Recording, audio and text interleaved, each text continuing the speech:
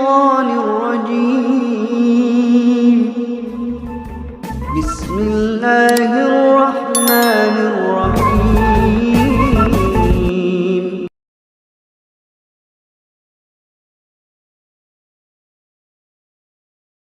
Kenapa Nabi menjadi pemimpin yang sukses? Betulkah Nabi sukses? Betul.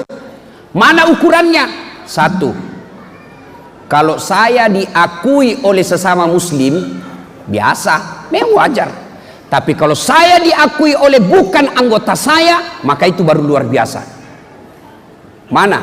Muhammad diakui oleh tokoh penulis dunia yang menulisnya bukan orang Islam.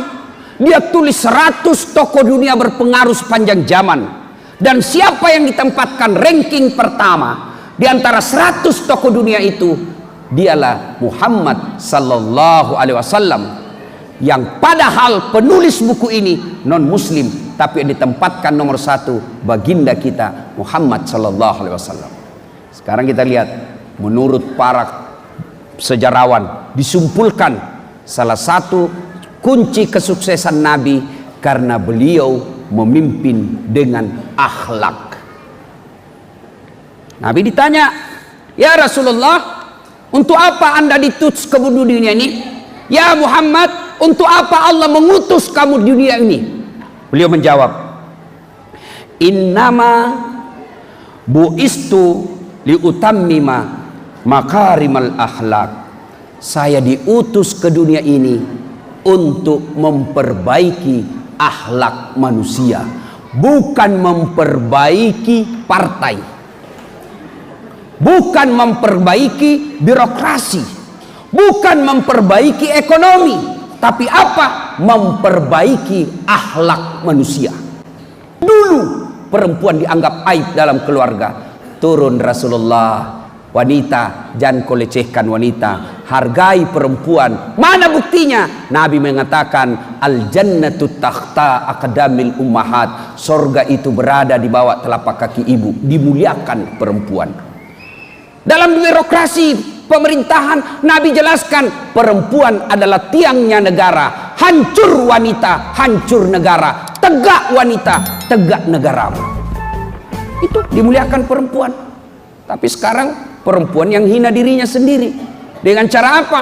Mulai dari tidak malu berpakaian yang tidak diajarkan agama. Terjadi yang diprediksi Nabi, suatu kali nanti perempuan berpakaian tapi telanjang dan mereka suka memakainya. Mana disebut berpakaian tapi telanjang? Lihatlah perempuan-perempuan sekarang. Pakaiannya yang di atas turun ke bawah, yang di bawah naik ke atas, ketemu di tengah, tipis, kecil, sempit. Kita nasesa. Cewek, maunya kita kerjasama bos. Kami laki-laki jaga mata, tolong Anda cegek jawa akhlak. Karena biar setengah mati dijaga mata, kalian berkeliaran, hancur amal kami. Dilihat haram, tidak dilihat barang bagus. Maka Nabi diutus menghilangkan seperti ini. Mari kita bicara soal akhlak. Sebagai politisi, pertama, berakhlak kepada Allah Subhanahu wa taala. Mana akhlak kepada Allah? Ada dua caranya berakhlak kepada Allah. Satu, jangan menyekutukan Allah. Yang kedua, jangan sembah kecuali Allah. Ini akhlak kepada Allah. Satu, jangan menyekutukan Allah. Maknanya dalam operasional dunia politik, jangan kau percaya, lebih percaya kalian kepada tim survei daripada keputusan Allah. Itu namanya berakhlak. Sekarang orang mendewa-dewakan tim survei.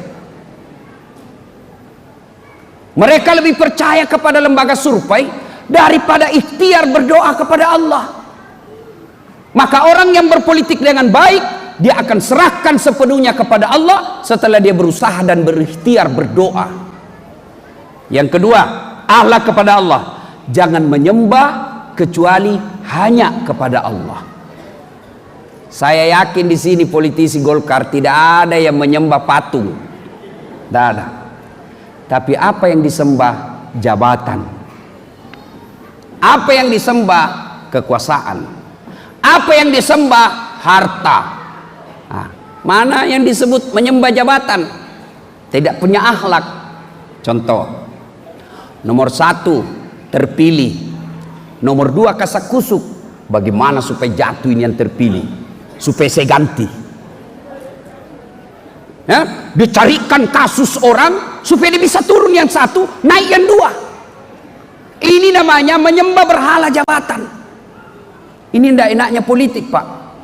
Yang terpilih sakit, yang dibawa berdoa, mudah-mudahan cepat mati, naik namaku.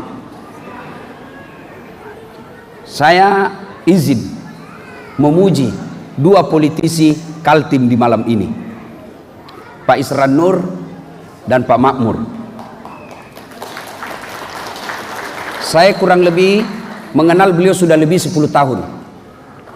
Bapak mau setuju atau tidak, lihat Pak Isran Nur menjadi pejabat, santai ngomong, tidak ada dia takuti, Pak. Coba, banyak itu gubernur takut sama orang pusat, takut sama KPK, takut. Beliau enggak, enjoy. Kenapa? Mengabdi apa adanya, bekerja sesuai tugas. Soal apa hasilnya serahkan kepada Allah. Saya pernah lihat beliau marah soal KPK.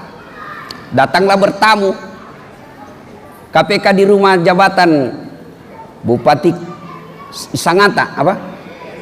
Kutai Timur. Diberikanlah ini pejabat minuman dengan kue, tapi ini pejabat tidak mau makan karena takut dianggap gratifikasi. Marah beliau, kami ini orang Islam, saya kasih makan itu tamu adalah bagian dari kehormatan kami. Ini bukan gratifikasi, ini bagian syariat Islam, memuliakan orang. Mana ada orang berani marah-marah sama KPK, Pak? Marah mah kok najak kalah kok, tapi tidak takut. Itu berarti orang punya integritas.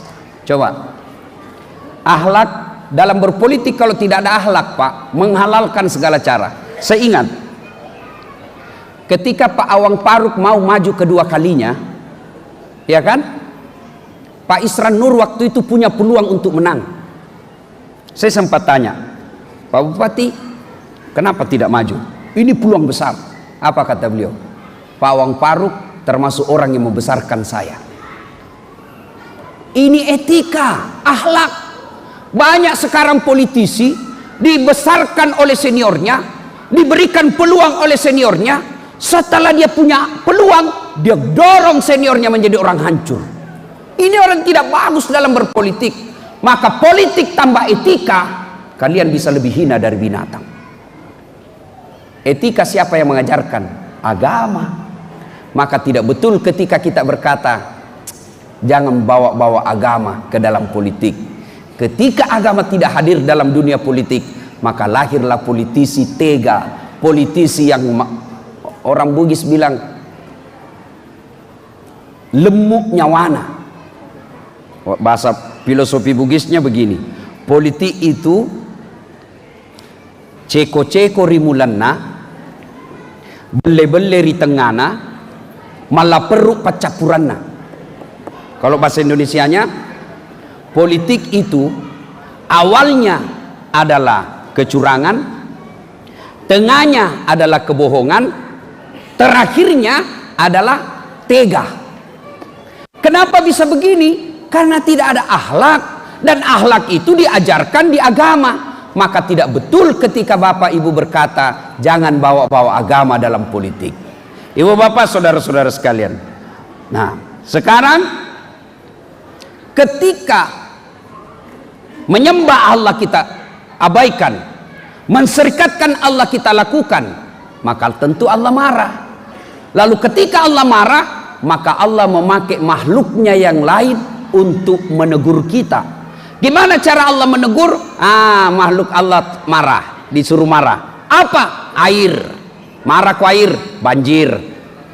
Bayangkan air laut naik jalan-jalan ke darat, pulang bawa manusia, tsunami.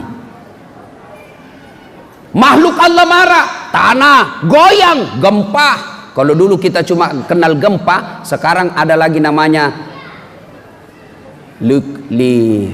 likuidasi. Itu likuifaksi. Coba, itu kalau Allah marah, makhluk Allah yang lain dipergunakan untuk menegur manusia. Nah, ibu bapak, saudara-saudara sekalian, itu dulu akhlak kepada Allah. Yang kedua, akhlak kepada sesama. Tidak usah dulu kepada orang lain, kepada keluarga dulu. Mari kita lihat, dengar akhlaknya Nabi kepada istri dulu. Rasulullah Sallallahu Alaihi Wasallam suatu ketika pulang ceramah, kalau kita sekarang begitu ketuk pintu, Assalamualaikum ya Khumaira, tidak ada jawaban. Ketuk 2 kali, tidak jawaban. Ketuk 3 kali, tidak ada jawaban. Apakah Nabi tendang pintunya? Tidak. Nabi ambil serbannya, dihamparkan depan pintu. Beliau tidur beralaskan serban, rela kedinginan semalam suntuk. Kenapa? Karena tidak mau mengganggu istrinya yang lagi pulas tidurnya. Pas bangun istri beliau, apakah Nabi marah? Subhanallah. Nabi ambil tangan istri beliau lalu berkata, adindaku sayang, maafkan saya karena saya terlambat pulang tadi malam sehingga saya tidak bisa memberikan kehangatan dalam tidurmu. Masih ada suami seperti ini? Bapak-bapak misalnya ini ketua komisi pak, rapat 24 jam, pulang di rumah ditutupkan pintu, apa bapak ambil? Woi, buka kau gendu, setengah mati carikan kau tutup pintu, bukai. Coba, Rasulullah minta maaf. Apalagi akhlak Rasulullah itu, beliau kalau minum bersama istri beliau, diminumnya 1 teguk kasih istrinya. Hebatnya lagi, bekas bibirnya istrinya yang diminum. Coba, kalau misalnya minum kasih lagi Aisyah. Hebatnya kalau di sini bibirnya Aisyah, ini juga yang diminum Nabi. Coba kalau bapak-bapak minum bekas bibirnya istri, bau betul mulutmu.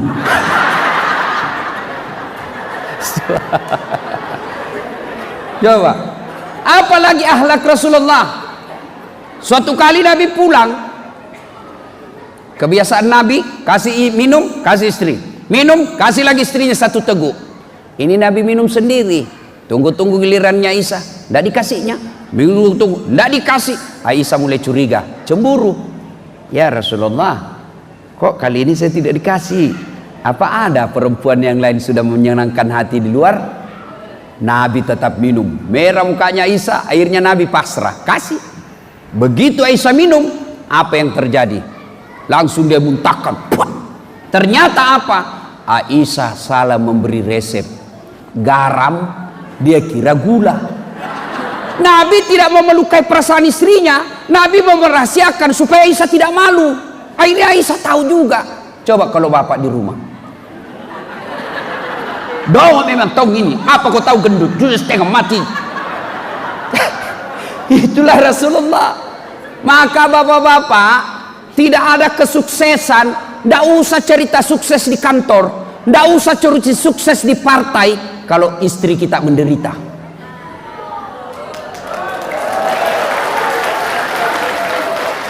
Pak, coba, saya pernah pergi khutbah di Tanah Bumbu.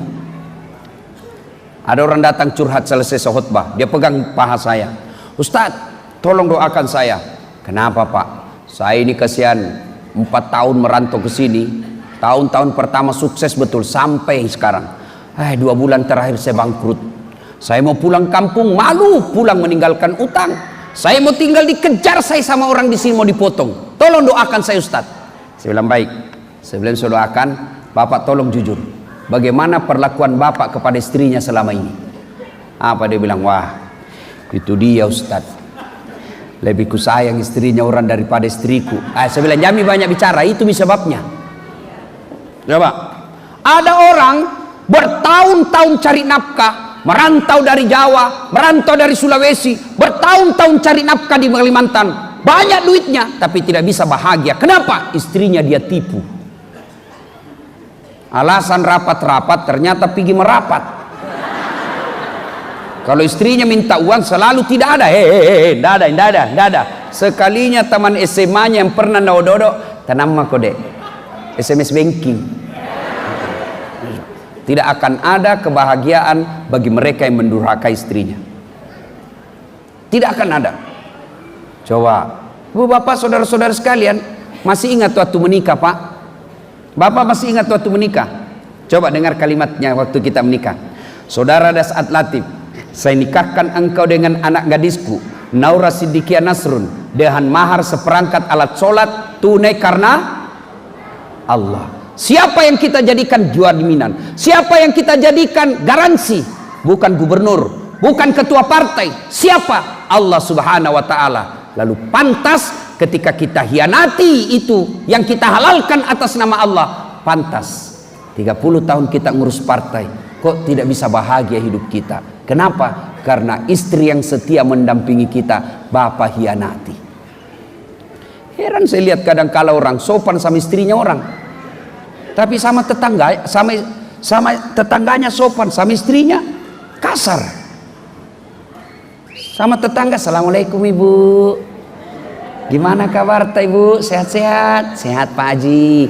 Sekalinya istrinya tahan tuh kaki, dimana simpang kaki nu dong, kalau sudah tua biar jalan dan tahu juga. Bingung. Coba. Mau ibu punya suami seperti Nabi? Mau ibu? Nah, pertanyaan buat ibu, sudahkah ibu punya sifat seperti istrinya Nabi? Nah, yang jadi masalah. Ibu mau punya istri seperti Nabi, suami seperti Nabi, tapi kelakuan ibu kayak orang tidak punya agama. Setengah mati suaminya carikan uang, ibu kita kira itu gampang jadi laki-laki? Ibu, hui, kita kira gampang jadi laki-laki? Ibu itu ditanggung dunia sampai akhirat. Ditanggung dunia sampai akhirat. Dunia suami mikir, bagaimana supaya suami istriku bisa beli cincin dia pulang tidak dihina orang.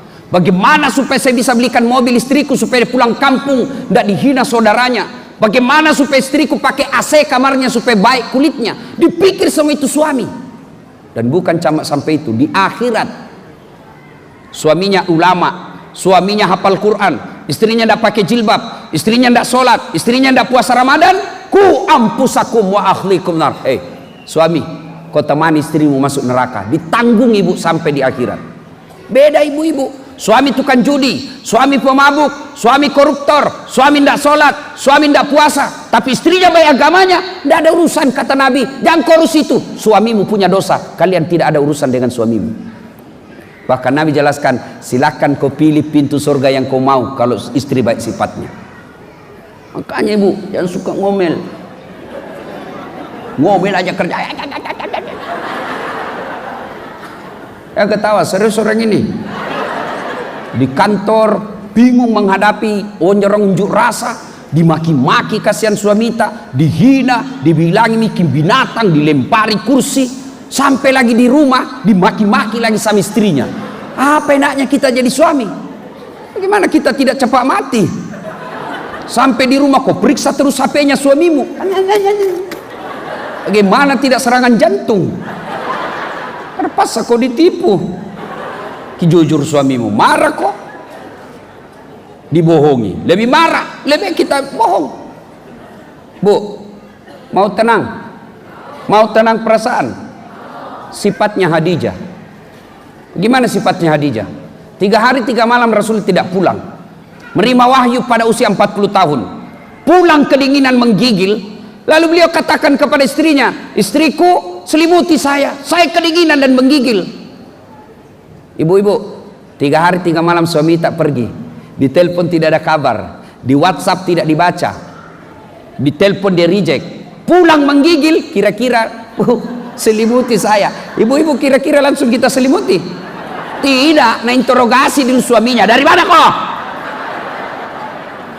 Coba.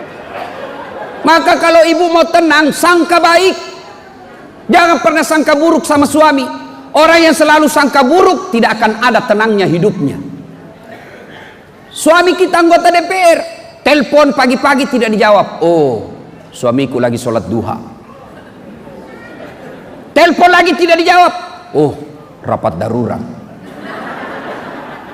Sore dapat WhatsApp, saya lihat istrimu bonceng, suamimu bonceng cewek, cantiknya lagi. Oh berarti suamiku lagi nge-grab. Tanam perasaan, tidak curiga. Tenang Pak, saya bela Bapak malam ini. Tenang Pak, tenang. Mana nih kita tidak setuju.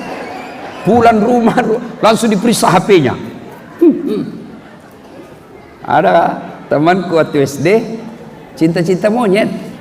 Sampai sekarang setelah banyak video-videoku viral, enggak mau berhenti telepon saya. Saya mau blokir. Enggak enak, nanti saya dibilangi sombong. Saya mau terima telepon. Menjaga perasaannya mamanya cek. Terpaksa kutulislah di HP namanya penjual batu bata.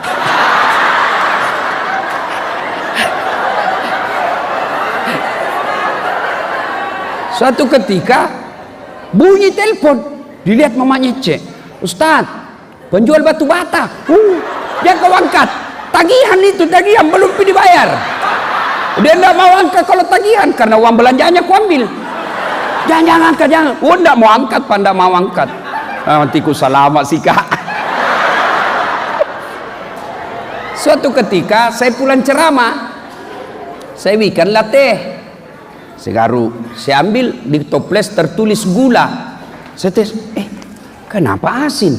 Saya pilih gula, nah tulis isinya garam. Saya pikir tanya mamanya cek, apa ini? Toples kau tulis gula na isinya garam. Nah bilang, HP nu juga lain nu tulis lain isinya.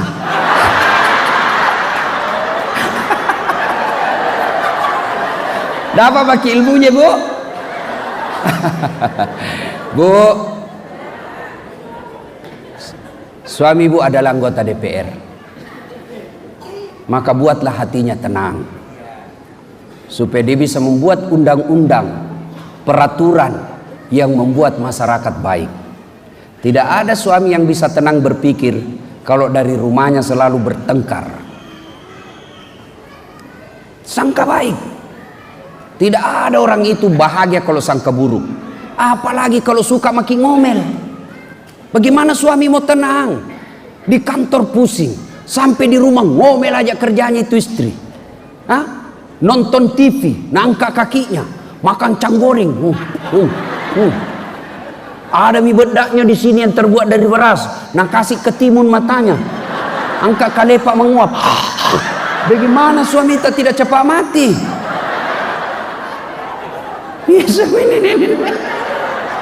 Bagus tong itu kalau pulang suami tak rapat, baku maki-maki dengan praksi lain, dengan anggota sesama anggota, pulang ki didengar ada fitnah, sabar ki Pak, begitu memang namanya anggota dewan. Enak risikonya menjadi anggota dewan Pak. Kak kita tonji yang pilih tuh, sabar ki. Baru kita peluk suami tak, kita bukakan bajunya, baru kita menyanyi. Bila kamu di sisiku, hati rasa syahdu. Senang perasaannya suami. Masuk kamar marah-marah berantakan kamar, peluk lagi dari belakang, baru kita menyanyi. Insaflah wahai manusia. Senang perasaannya. Jangan juga keterlaluan. Mentang-mentang suami tak sudah tua-tua pensiun, sakit-sakit, kita pangku-pangkulah kepalanya sambil menyanyi. Bila Israel datang.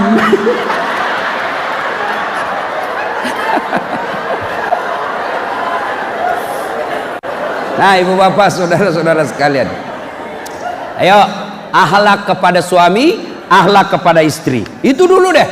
Nggak usah dulu cerita ke orang lain kalau rumah tangga kita nggak tuntas. Yang kedua, akhlak kepada anak. Kadangkala kita ini Pak, mau punya anak yang baik, tapi kita tidak pernah kasih contoh yang baik. Mana yang konkret? Konkret sekali. Awas Pak, saya dapat kau merokok, saya tempelin kau. Jangan memang kau merokok, saya dapat kasih makan kau dengan bungkusnya. 20 menit kemudian, nak, kau beli rokok, pret. Gimana kita larang anak tak merokok, baru kita merokok di depannya? Gimana ceritanya? Nah, jangan kau bicara kasar, ku dapat kau bicara kasar, setempelin kau. Setempelin sudah bicara kasar. Heran saya lihat kadang kala orang tua sopan sama anaknya tetangganya, tapi kurang ajar kalau ngomong sama anaknya. Bu, kasih contoh anak yang baik. Prestasi ibu bukan sekedar jadi anggota DPR. Prestasi bapak bukan sekedar menjadi anggota DPR provinsi atau pusat. Prestasi kita adalah lihat anak kita. Orang tua sekarang bangga kalau anaknya pintar bahasa Inggris, tapi tidak malu kalau keluar rumah tidak tutup aurat. Bangga kalau anaknya pintar bahasa Jepang, tapi tidak malu kalau anaknya sudah balik tidak pernah sholat jamaah. Ada orang hebat sekali yang bilang anaknya pintar bahasa Inggris. Apa hebatnya? Nah, banyak yang bisa begitu. Masa banyak ustadz kopi di Inggris? Itu anak-anak di Inggris bahasa Inggris semua, Pak. Betul. Memangnya kalau bapak nanti, bapak-bapak sudah meninggal, anak pintar bahasa Inggris, memangnya kalau berdoa nanti anak tadi depan masjid atau di atas kuburan pakai bahasa Inggris? Oh my God, please help me my mother. Apa hebatnya? Yang paling hebat itu kalau anak punya bapak, dia ingatkan bapaknya, Pak, bapak anggota DPR, bapak harus jadi contoh. Malu saya, Pak, malu saya anak tak kalau begitu kelakuan tak, Pak. Itu baru hebat. Pergi bapaknya di WhatsApp, Pak, saya bangga bapak jadi anggota DPR, tapi saya malu kalau bapak tidak sholat duhur. Saatnya sholat duhur, cari ke masjid. Itu kaya maki, Pak. Bapak pernah dapat WhatsApp seperti itu dari anak tak? Paling WhatsAppnya, Pak, habis pulsa. Siapa yang salah? Orang tua. Itulah fungsinya, jangan kasih makan uang haram anak tak. Nabi sudah jelas, kalau kau sering kasih makan uang haram anakmu, jangan pernah berharap anakmu akan baik. Sini fungsinya ibu sebagai istri anggota DPR. Datang suami, Pak, biasanya gajimu cuma 10 juta, ini kok bisa 10 juta 500? Dari mana ini 500? Halal tidak? Kalau halal masuk, kalau tidak bapak aja yang mau makan, silahkan makan sendiri, jangan kasih makan anakku. Itu baru istri yang baik. Bisa ibu? Bisa? 15.000 bisa, 500.000 bisa, 15 juta bengkok mukanya. Sini nih sebentar tuh.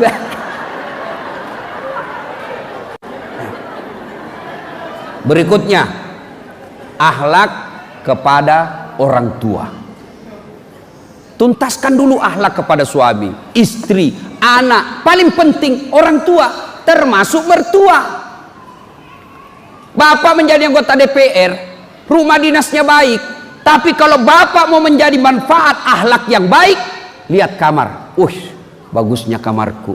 Tapi bagaimana kamarnya orang tuaku di kampung? Jangan sampai kamar kita ber-AC, di dalamnya televisi, orang tua tak kasihan kasurnya yang sudah keras karena kapuknya sudah mati. Tidak ada gunanya bapak punya anggota DPR. Muliakan orang tua. Tapi kadang-kala ini anak mau berbuat baik sama orang tuanya, tapi istrinya yang membuat ini kita tidak berbuat baik.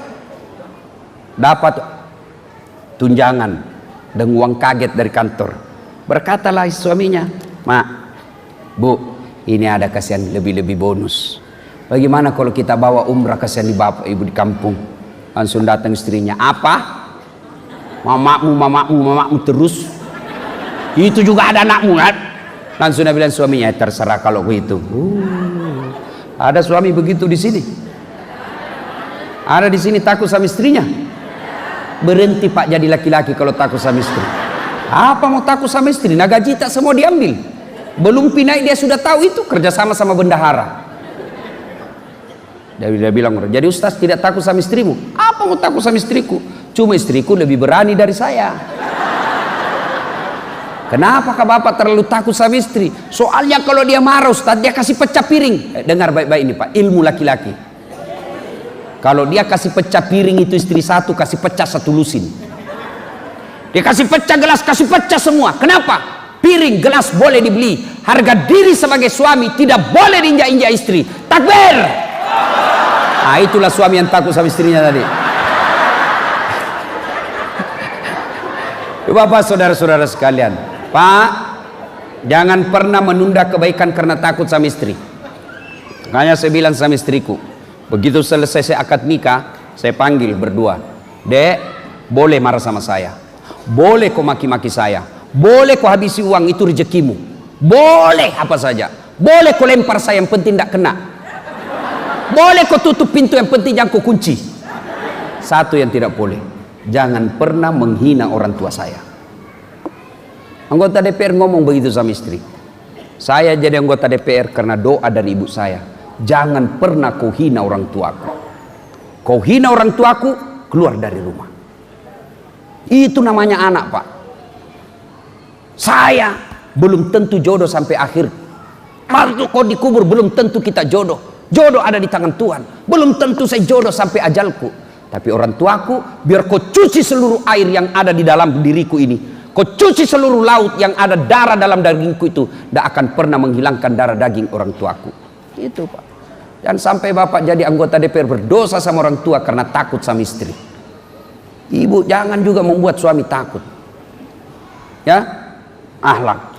Berikutnya, akhlak kepada sesama. Sosial kemasyarakatan. Bicara soal akhlak sosial kemasyarakatan, belajar dari sholat jamaah. Coba dari sholat jamaah, Pak. Ada imam, ada makmum. Itu akhlak berjamaah, Pak. Jadi imam tidak boleh sembarang, Pak. Ajaran fikih salat jamaah mengatur imam itu tidak sembarang. Kenapa? Syarat jadi imam satu, yang paling alim. Berarti kalau dalam sosial kemasyarakatan memilih pemimpin, cari yang cerdas. Tapi yang lebih penting dari cerdas adalah benar. Biar dia cerdas, kalau tidak benar hancur itu, Pak. Mana buktinya, Ustadz? Lihat tahanan-tahanan, Pak. KPK, jaksa, polisi. Fikih mengajarkan pilih yang fasih, bacaannya baik. Apa bacaan di sini? Kalau anggota DPR, penyambung lidah rakyat, punya kepekaan sosial. Dia sama-sama alim, sama-sama fasih. Maka kata Nabi, pilih yang paling senior. Sama-sama paling senior, sama-sama alim, sama-sama fasih. Maka alternatif terakhirnya kata Nabi, pilih yang paling lama tinggal di tempat itu. Kalau ini dipilih kriteria memilih ketua partai, Pak, tidak ada ribut, tidak ada partai tandingan. Ini aja pakai kriteria aman dalam berpartai. Ibu bapak saudara-saudara sekalian yang saya muliakan, berikutnya lagi, akhlak kepada non-muslim. Bagaimana agama mengajarkan kita akhlak kepada non-muslim? Coba lihat pelajaran yang diajarkan Rasulullah. Luar biasa. Di Madinah ada tunanetra. Pasar. Selalu berteriak-teriak. Tunanetra orang Yahudi. Minoritas waktu itu. Apa dia teriak-teriak? Jangan kau dekati Muhammad. Jangan percaya Muhammad. Jangan kau dekati dia. Kalau kau didekati, kena kau sihirnya. Jangan kau dengar bicaranya. Pembohong. Tiap hari dia begitu. Wafat Rasulullah. Suatu kali datanglah Abu Bakar bertanya kepada istri Nabi yang tak lain adalah anaknya Abu Bakar, Aisyah. Aisyah, apa kebiasaan Rasulullah yang belum pernah saya lakukan? Kata Aisyah, itu ada tunanetra di pasar, orang Yahudi. Tiap hari Rasulullah datang memberi makan. Datanglah Abu Bakar, dia suap itu tunanetra. Begitu disuap, ditepis tangannya. Hei, kata tunanetra, siapa kamu? Ini bukan orang yang selama ini menyuapi saya. Siapa kamu? Kalau yang suap saya selama ini halus caranya, dia pisahkan mana yang tua, mana yang muda, mana yang ada batu-batunya, lembut sekali caranya. Siapa kamu? Abu Bakar lalu berkata, betul, bukan yang menyuapi kamu selama ini. Saya sahabatnya yang menyuapi kamu selama ini. Lalu tunanetra ini berkata, siapa dia? Dialah Muhammad sallallahu alaihi wasallam yang 3 hari yang lalu wafat menghuduk Allah Subhanahu wa taala. Menangis ini orang Yahudi. Ternyata dialah yang selalu dia teriaki, tukang tipu, pembohong. Ternyata dialah Muhammad yang selalu menyuapinya. Coba. Di Taif datang Rasulullah, di Makkah dihina, di Makkah dimaki, di Makkah diperangi. Beliau datang ke Taif dengan harapan mudah-mudahan di Taif dapat pertolongan. Tapi ternyata sampai di Taif Nabi dilempari sampai bengkak badan beliau, sampai pelipis beliau pecah, bibir beliau mengeluarkan darah. Datang malaikat Jibril menawarkan bantuan. Kira-kira kalau bapak-bapak disambit, dilempari satu kampung, tiba-tiba datang dandim, bagaimana Ustaz? Kalau saya, ratakan. Tapi apa jawaban Nabi? Jibril datang, ya Muhammad, keterlaluan nih orang Taif. Itu Jibril, kalau ada yang menyakiti Nabi langsung muncul. Dan munculnya Jibril seperti itu iklan yang di televisi, Wani Piro, dia langsung muncul. Ya Muhammad, keterlaluan sudah ini orang Taif. Saya diberi amanah oleh Allah, saya diberikan kekuasaan oleh Allah, hancurkan mereka kalau dia mau. Kalau kau mau ya Muhammad. Apa jawaban Nabi? Jibril, kalau Allah ingin mendengarkan doaku hari ini, saya hanya berdoa kepada Allah, ya Allah, rahmati ini orang Taif. Mereka begini karena dia tidak tahu apa yang saya bawa buat mereka. Terbukti Pak, saya sudah keliling-keliling Saudi, Taif, salah satu provinsi, Masya Allah, lembut tutur katanya masyarakatnya. Yang hebatnya subhanallah, Taif itu kurang lebih seperti Bogor, sejuk, dingin, berembun, padang pasir. Itulah akibat dari doanya Rasulullah, didoakan warga Taif agar dirahmati tanah-tanahnya. Itulah Rasulullah. Bayangkan, diusir dari Mekah, dimaki, pindah hijrah ke Madinah. Setelah Nabi punya pasukan gagah berani, berhasil menaklukkan Ka'bah, namanya Fathul Makkah, ditaklukkan Makkah. Abu Lahab, Abu Sofyan, matilah kita. Semua orang-orang yang pernah menghina Nabi, semua orang yang pernah melempari Nabi, sembunyi dalam rumahnya, membalas mi Muhammad, membalas mi Muhammad. Tapi apa kata Nabi? Pidatonya Nabi, saudara-saudara sekalian, yang mau bekerja sama dan tidak memerangi kami lindungi kalian beserta dengan tempat-tempat ibadahmu. Tapi kalau kalian mengganggu kami perangi kalian. Subhanallah. Satu kali Nabi ke masjid, di atas ada manusia Yahudi lewat, Nabi diludahi Pak. Apa Nabi marah? Nabi naik ke atas lalu tersenyum, bos, salah tempat ludamu, kepala aku nak kena, tapi tidak apa-apa, fish. Jangan aku lagi cari dalil fish, tidak ada, ini bahasanya dasar latif. Lewat lagi kedua kalinya besok diludahi lagi, Nabi tetap senyum, tidak apa-apa bos. Lewat 3 kali diludahi, tidak ada Nabi. Nabi senyum saja. Hari keempat lewat Nabi, mana ini langgananku? Ya sana ada lewat di sini, ludahi saya. Selesai sholat, Nabi bertanya, kau lihat rumahnya si Fulan? Lihat ya Rasul. Bawa saya ke sana. Bawa sampai diketuk pintu. Siapa? Muhammad. Muhammad siapa? Langgananmu.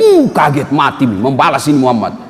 Masuk Nabi, bawakan kurma, bawakan roti. Saya lewat tadi di tempat biasa. Oh ternyata kau sakit rupanya. Nih ada roti sama kurma, saya doakan kamu cepat sembuh. Subhanallah Pak.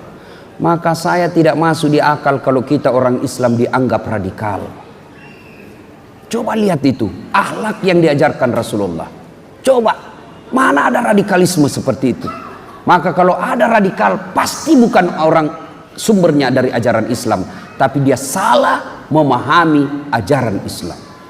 Nah ibu bapak saudara-saudara sekalian, nah akhirnya akhlak kepada sesama manusia, dengar, akhlak sebaik-baiknya adalah sedekah, bersedekah. Gimana Rasulullah soal sedekah? Beliau lagi duduk-duduk bersama Umar bin Khattab. Tiba-tiba datang fakir miskin, ya Rasulullah, sedekahi saya. Nabi kasih sedekah beberapa dirham. Besok datang lagi, ya Rasulullah, sedekahi saya. Kasih lagi. Hari sampai 10 hari datang, kasih lagi. Hari ke-11 datang, tidak ada duitnya Nabi. Lalu Nabi mengambil bajunya yang paling baik, diberikan kepada orang itu. Ditegur sama Umar, ya Rasulullah, terlewat-lewat, jangan lagi 10 hari ini. Datang-datang terus. Sama juga kita tim sukses tak? Tidak pernah berhenti bawa proposal. Bawa asino, bawa proposal. Ya sabar kita. Lalu Umar berkata, ya Rasulullah, sudah keterlaluan. Jangan sampai. Kenapa? Nabi sudah dikasih baju, masih datang. Akhirnya Nabi berutang. Pinjam duit, kasih dia. Ada orang Ansor menegur Nabi. Negur Nabi, ya Rasulullah, jangan keterlaluan begitu. Bersedekah sampai berutang. Lalu Nabi menjawab, itu adalah perintah dari Allah Subhanahu wa taala yang saya harus lakukan. Coba sedekahlah Pak sebagai anggota DPR. Tapi anggota DPR sedekahnya bukan duit. Berapa kemampuan Bapak bersedekah? Sedekah Bapak kepada rakyat adalah bikinlah perda yang membuat orang tenang dalam beribadah, tenang dalam belajar, tenang dalam menuntut ilmu, tenang dalam bekerja. Itulah sedekahnya Bapak. Kalau sedekah duit, berapa kemampuan kita? Tapi sedekahlah dengan berpikir bagaimana perda dibuat untuk mensejahterakan rakyat, tapi bukan perda yang justru memperkaya diri sendiri. Insya Allah itu sedekah. Saya mau tanya, di Kaltim ini Pak, ratusan penghafal Quran. Di Kaltim ini ratusan penceramah Pak, kalau tidak ribuan. Di Kaltim ini ratusan orang kaya. Di Kaltim ini ratusan orang-orang cerdas, profesor, doktor. Tapi jadi anggota DPR provinsi, jumlahnya hanya puluhan. Maka keliru Bapak ketika Allah berikan kesempatan menjadi anggota DPR.